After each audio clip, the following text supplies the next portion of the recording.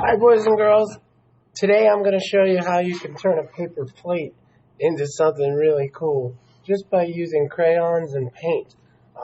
You'll first cover this section, the center of your plate, with colors really hard. You want to really press hard when you color this.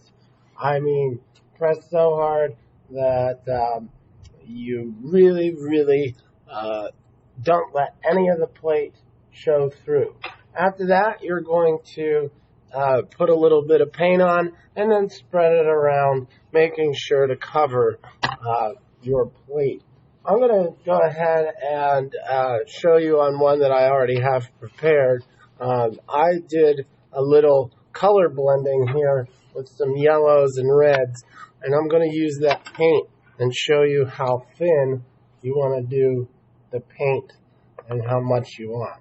So that's about enough, about the size of a quarter or a little bigger. Then you're just going to spread it out, making sure to cover all of your area. It might kind of pull away a little bit, but if you spread it, it'll cover. Once it's dry, you're going to take a scratch art tool, like a stick, and then you're going to start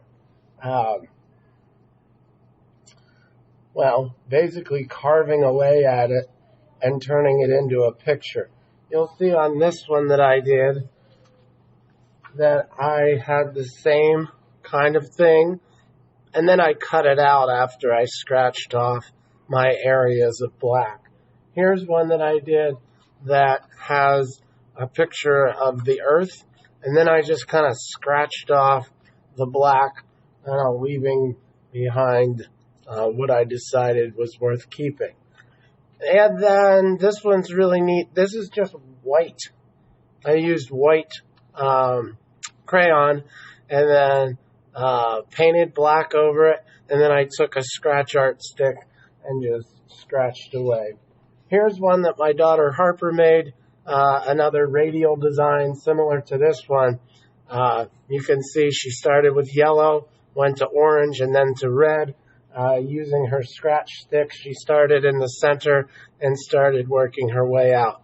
These are ways you can do it. There's lots of other ways. You don't have to use black paint, but I do find that since black is such a high contrast color, the scratching works best. Okay, so again, steps are: take your crayon, press real hard, color the plate as much as you can, then take your black paint, go over top of it with a thin layer, and wait for it to dry completely before scratching. Have fun, and I'll see you on the next video.